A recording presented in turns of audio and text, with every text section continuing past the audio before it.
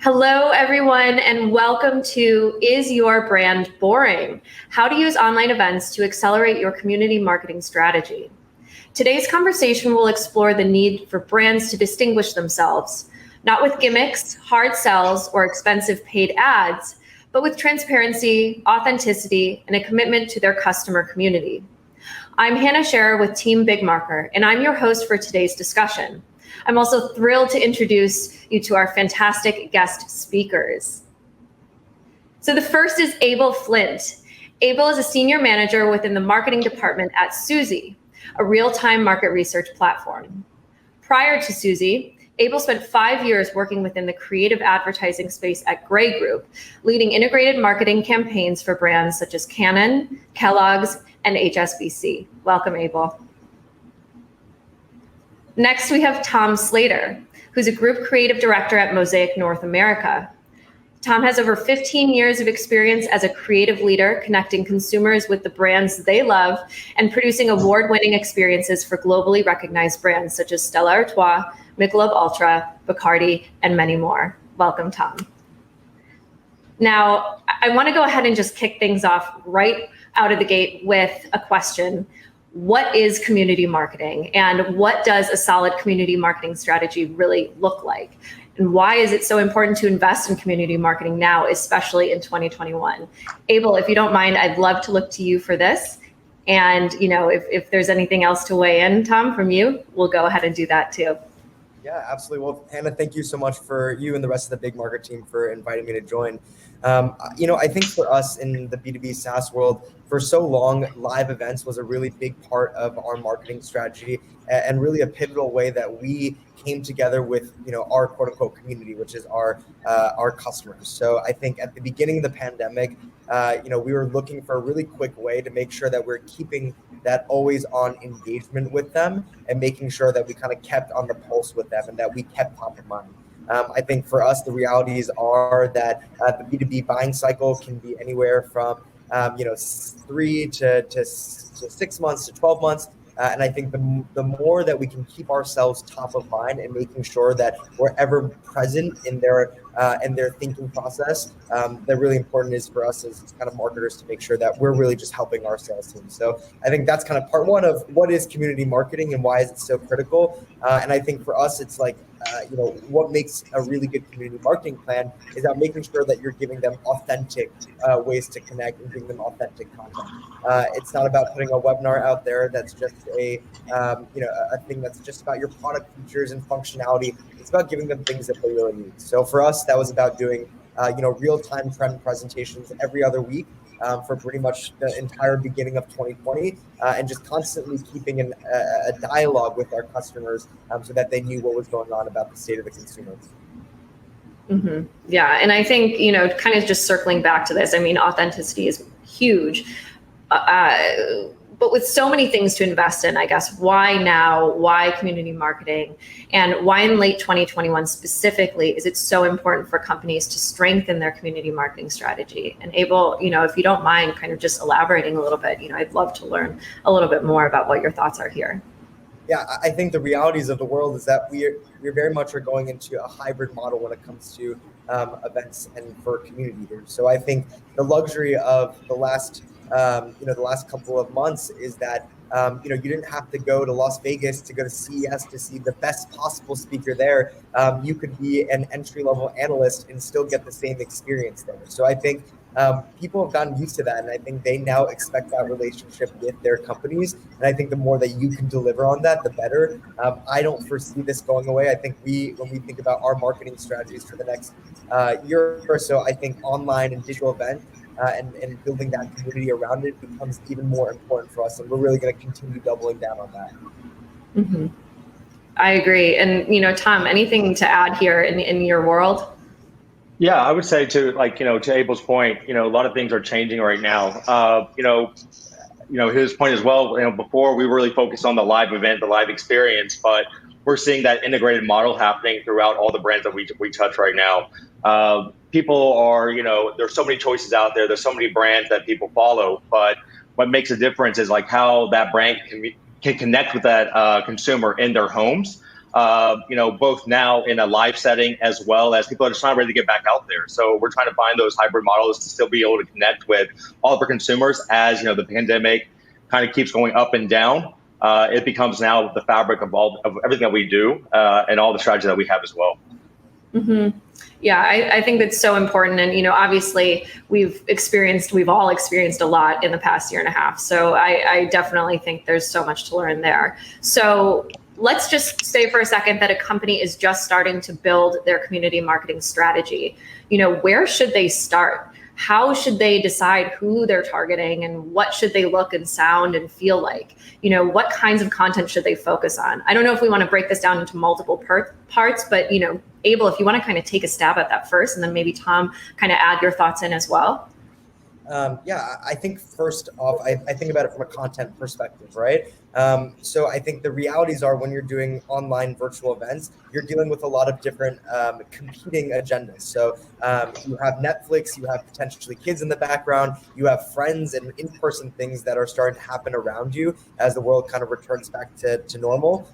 So I think the way we think about it is that your content, quote unquote, has to be better than Netflix, right? If I'm going to create something, it has to be pretty freaking good, or else I'm going to watch YouTube, I'm going to watch that. So I think for us, it's take a look at the speakers that you have. And make sure that they're people that are interesting to your audience. Make sure that your content is actually adding value. I don't think anyone wants to sit through a 1 hour product demo. Like, no one has time for that. No one's interested in that. Find ways that if you're going to do that, you're weaving it through narratives and stories. So yeah.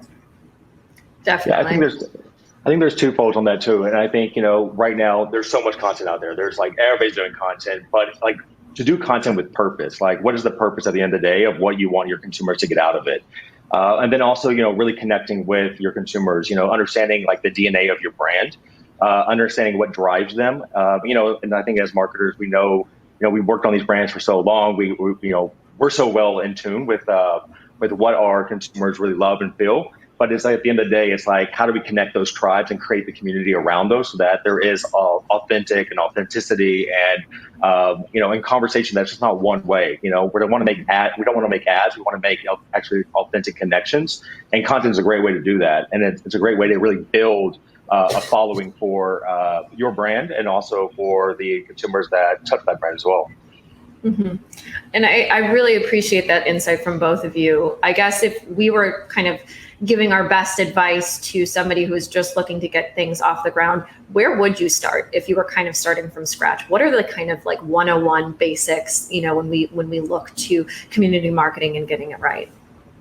I always look at thinking what is a strong insight? What are we trying to achieve?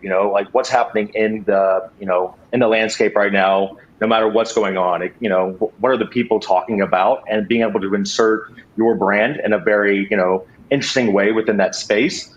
That way, you're creating something that's not so much of just another wallpaper that's out there, or we're not just throwing out ads, but we're actually being part of the conversation and help driving that as well. So always attaching it to something that's an insight, something that's happening in culture right now, and being able to find ways for the brand to be a part of that. Mm-hmm. Yeah, and I think part of that also has to go into the fact that you don't need to start super big, right? I think people sometimes get into this idea where they're I need to make this the craziest thing possible before I even launch this. You can very much start with an MVP that could be your CEO and a single client just having a fireside chat talking for 30 minutes. It doesn't need to be anything crazy, and I think from there you can build on. And I don't think you need to worry that maybe the first one's not perfect. It's kind of an iterative process. And I think for us, we learned that, after we did this about 50 times on BigMarker, we really start to learn time after time after time. We're all right, this time it's really good to probably integrate a speaker. We should probably keep this under 30 minutes. We should layer on this part. We should make it more interactive like this. And I think very much think of it like that iterative process, and don't get so stumped in the beginning, just trying to make the most perfect product possible, especially if you don't have a large amount of resources available to you. Right. So yeah, go ahead. Oh, go ahead. Yeah, and I was also Abel, when as you're talking about live events, and what I'm hearing as well is the consumer journey still matters. It still matters with even in the content or virtual realm, but really mapping out what you really want your consumer to think, feel, do. throughout the whole journey of whatever kind of content that you are creating. Mm-hmm. Yeah, and I guess I was just going to add on top of that. So, Abel, your comment really spoke to me previously. Like, if I've got Netflix, like I might watch Netflix kind of thing. Is video considered king in this realm, or should we be exploring other types of content? What have you guys seen as like the best type of content to engage in a community marketing strategy? I think for us, like we use this analogy of a Thanksgiving turkey. So you might have one hero video that could be you and your CEO talking for 45 minutes, and that's your turkey. But you could have days and days worth of leftovers that you can do things with. So, that could be cutting up your video into 30-second clips that you put across paid social. That could be creating a blog article that has an interview recap of it. That could be creating an infographic that highlights some of the key pieces of it. That could be putting, that content into a podcast so it's more digestible for other people. I think for you as a marketer, it's how can you get this content into different formats so that people who are consuming things in all different ways have it in a very accessible manner. Mm-hmm. Yeah, absolutely. Tom, are you seeing the same thing in your world? Yeah, I mean, I would say that we use like content as, not so much as like just one kind of medium. It's a supportive medium, and it's been used right now as like different programs that we're creating. It's a integral part now. It's like as long as the strategy is full 360 and content is being used successfully as part of that, that it blends seamlessly into whatever we're doing. Then it makes sense for us, But going forward, like we were saying earlier, like content now is top of mind in everything that we do. It's not something that was kind of like a last minute thought or an afterthought or something that we wanted to bake in at the end. Now it's really kind of like the forward thinking aspect of it, and it helps even define some of the live events that we're doing around it. Mm-hmm. So piggybacking off of this, and this might be a loaded question, I don't know, I'll let you guys duke it out, but how can companies use their content to actually distinguish themselves from the crowd and do it in a way that actually feels organic and not gimmicky? I think obviously it's $1 million question, but what are your thoughts? And Tom, I'll look to you first for that one. Yeah, I mean, again, it's just not putting things out there that doesn't have purpose to it. It makes no sense to create content for content, but there's got to be a really big plan behind the content that you're trying to create, and it actually has to have a seamless purpose into it as well. So it's like when we're building the content strategy for the different brands and how we want to use them to really push the brand forward, is creating interesting, original pieces that are out there and ways that we can engage the consumer in different ways without just like putting something out there and letting it just live on its own and hoping that it will go viral by itself. There's got to be something that's backing behind it, and then also like really knowing who your consumer is and creating content that speaks to them and it's not blanketed, So when we try to create something, we're creating it for the tribes, the people that follow our brands, and I think that's what's really helping, and like to make a two-way street with it. So creating content with purpose, I think, at the end of the day. And following up on that, and Abel, I definitely want you to weigh in on this as well. But kind of circling back, something that really kind of spoke to me, Tom, there was your noting of viral content. Do we create content with the purpose of hopefully, our community loves it and runs with it, or is that the goal? Is creating viral content? I know we think about this as what is viral, what makes a viral video viral. Is that organic in and of itself, or is that something that we really try to achieve when we create content?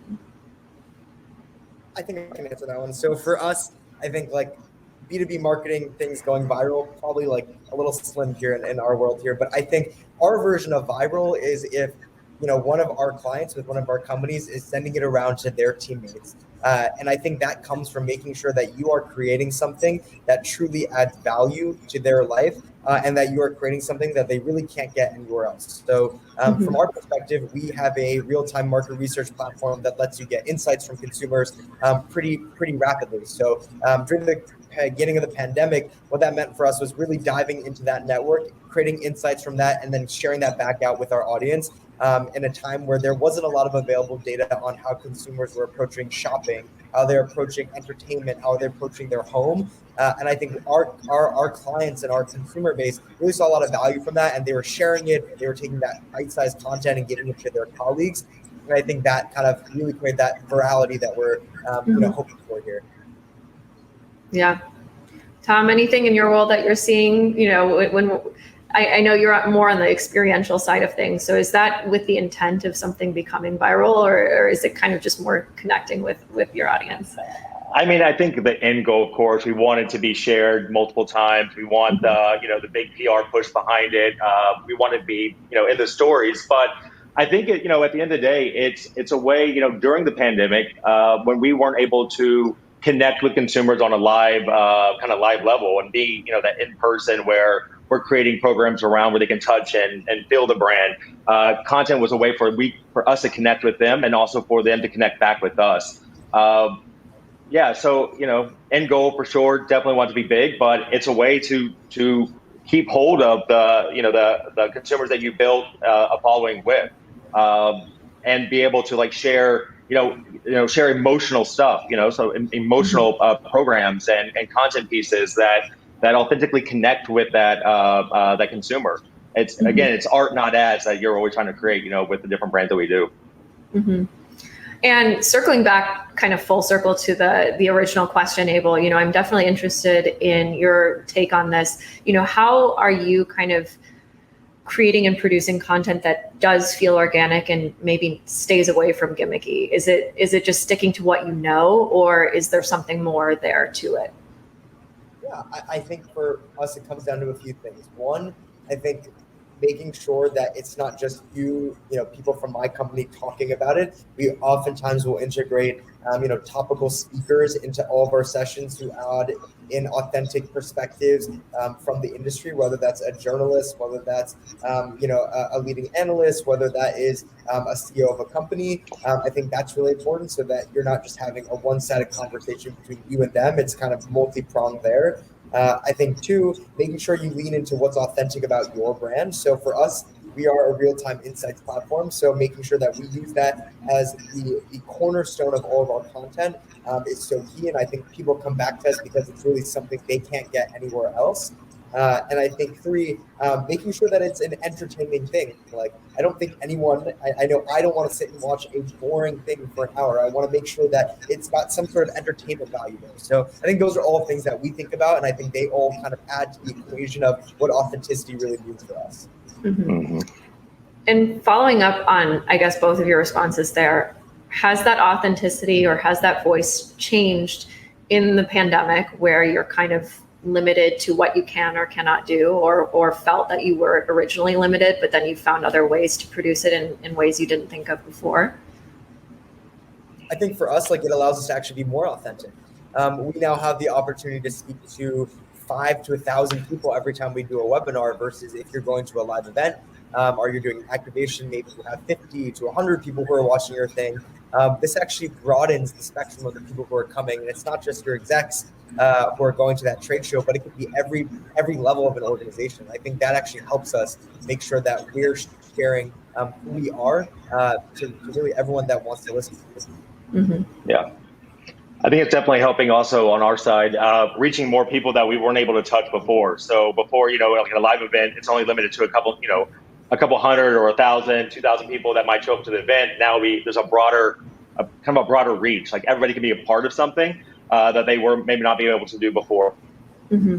Yeah, I think that's one of the things that we as a virtual events company are obviously celebrating as well is, being able to reach more people, being more accessible just in general. If you can't afford the ticket to go to the conference, but you want to tune in, or you can't get off work, or you're a single parent, or whatever the circumstances might be. I mean, like you just both said, it's so important, and it almost allows you to be more authentic, which I think is huge. So I guess natural kind of segue to that piece is, what role do virtual events and webinars play in community marketing? And, specifically, how can companies use virtual events to breathe life into their brand? Any particular insights that either of you have kind of seen moving events to virtual, not only in the past 18 months, but beyond?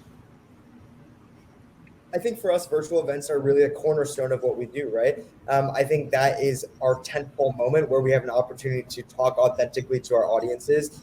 We have the opportunity to share something that they find interesting, and we get to captivate them for 1 hour. And I think the more you create content that's interesting, the more you'll have repeat people who come back more and more. And I think that's why it's really critical that you think very intentionally about what you're creating out there. If you start putting out things that are not interesting to your audience, then you're not going to have people who want to come back. You're not going to have that virality within an organization where they're sending things around. So I think for us, like, this is a really great opportunity for you to connect. You can, help to really democratize executives in your company, whether it's a CEO talking to now a mass of people. These are opportunities that really were once only available to a few. And I think the more you can use that as a really big part of your planning, the more it can become really beneficial to you building your brand and building your identity to your consumers. Mm-hmm. Tom, same question to you. I think you said it very well, Abel. I think that as part of your strategy and your marketing mix, like, content should be one of the top things that you're thinking about now. I mean, the world's changing. The way that we are consuming, media, and the way that we're touching different audiences, it's all, the biggest way that we can do that is through content. It's that medium that has no walls, no stopgaps, and there's so many different things now that you can do it from. You're seeing people like joining festivals or being part of a festival virtually. You're seeing like all live events, like Lollapalooza or some of your music festivals. Now we're streaming that live as well, and you can actually purchase tickets to actually see those events happening as other people are enjoying them as well. So I think that as going forward, like, content is just content. Well, content is king, I guess, right? And it really does stand. It's going to be something that's not going away. It's going to be something that's going to be really the fabric of everything that we build going forward. Absolutely. And kind of following up on both of those pieces, I just want to call out, it's not necessarily enough to just post a few webinars. And Abel, you had kind of mentioned this earlier, but you can't just post a few webinars, get a crowd, and then snap, there you go, you have a community. When we think about lead generation, what lead gen tactics can marketers use to turn their one-time webinar audiences into a long-term community? And what's the long-term play, I guess, for creating either a single piece of content, whether it's a webinar or webcast, video, or anything in between, podcasts. I mean, there's so many things, but specifically when we look to lead generation, how does that fit in when we're looking to build a community, with our marketing strategy? And Abel, I'll look to you. Yeah, I think for us, it's thinking about pre and post, right? Webinar, if that's going to be your centerpiece content. So for us, we promote out the content via paid media. So we're driving attendees via that to our targeted list on LinkedIn, our Facebook. We're making sure that our SDRs, our account executives, are sending them as content to help kind of nurture existing prospects or people who are potential clients for us. And then I think we also make sure that we're sending that out to our email list that we've been building, and that we're using this also as kind of a nurture there. So I think that's part one. And I think and making sure that at all those stages we're collecting their information so that we can do lead scoring, and that we can make sure that we're properly evaluating just how much someone's engaging with us. And I think there's a post kind of flow as well. So we leverage, the BigMarker functionality of, the kind of the archive function. I think I'm misspeaking it, but basically once the webinar is done, we can drive traffic to that too. Either it's paid, whether that's through kind of our sales team sending out, and we can just constantly be collecting those leads, making sure that we're syncing that information back into Salesforce or back into, our email, our email holders as well. And I think, for us, it just ends up being a really great way to just constantly nurture or drive in those net new leads. Mm-hmm. Are you seeing the same patterns, Tom, from your world, or is anything else to note there? Yeah, I mean, I think with the content piece, it's pretty much the same kind of like following. It's like pushing it out, especially getting like almost like a social way of getting it out there. And then bringing it in, how are we launching it? And like, how does it live after we created that content through a VOD or something like that it's always on, that people can always go back to, like creating a hub for the content that you actually created. And so that people, it's like your own channel for your brand. So that as you start to build your content library, it's a way for them to go back and actually like go through and search and refer back to. Mm-hmm. And, on that note as well, are you both looking to, or are your teams, I guess, rather looking to drive this on social? Are you looking at, more curated email lists, other kind of ways to generate leads? Is it paid ads? What are you both seeing, or either of you seeing, as what you feel to be the most effective way to generate leads and maintain them as, engaged, members of your community? I think for us, like primarily we really use email marketing as a really great way to nurture those leads. I think, within our world, there's only a couple of thousand people who are even potential buyers of our product. So we're super targeted in all of our outreach. And, that can either be through email marketing from marketing, that could be one-on-one emails from SDRs, account executives, like going to key contacts. So we've seen that really effective, but we've also seen paid media through a combination of LinkedIn and Facebook help to really draw awareness for the things that we're doing digitally, as well as helping us to draw in kind of leads to those pages.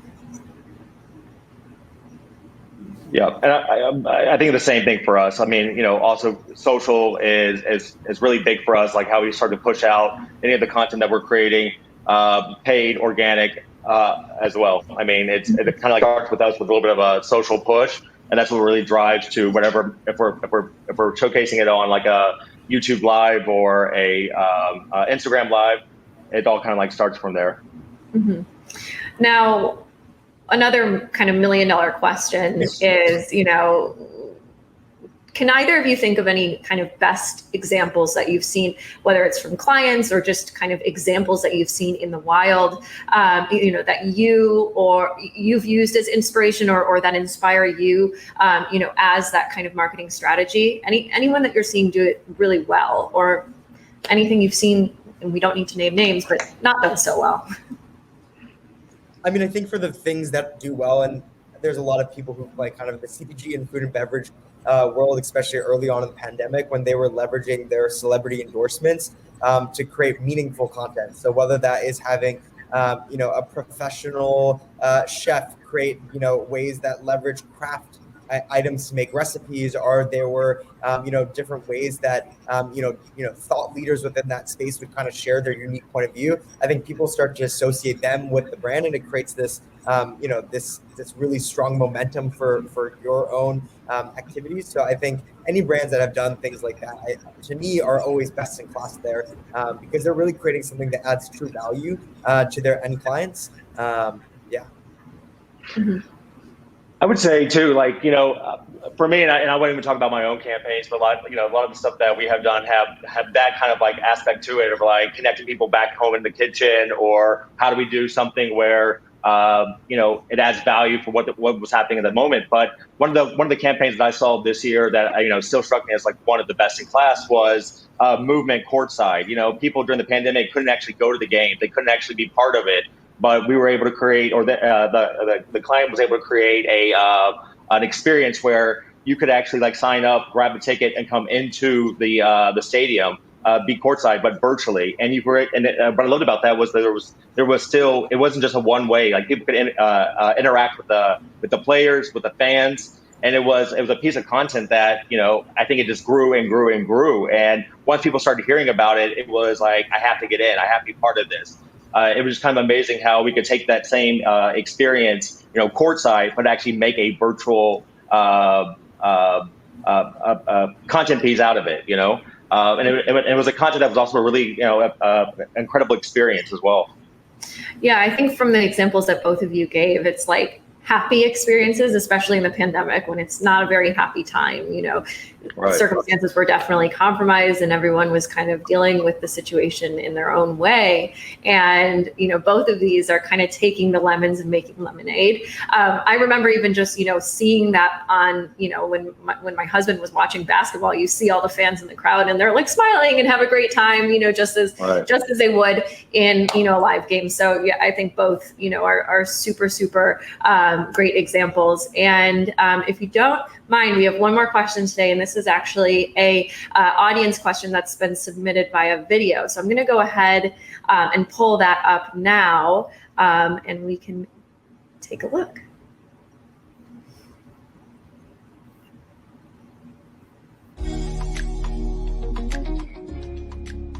For those of us working with smaller marketing teams or smaller budgets, what are some free or low-cost ways to market both our brand and our virtual event?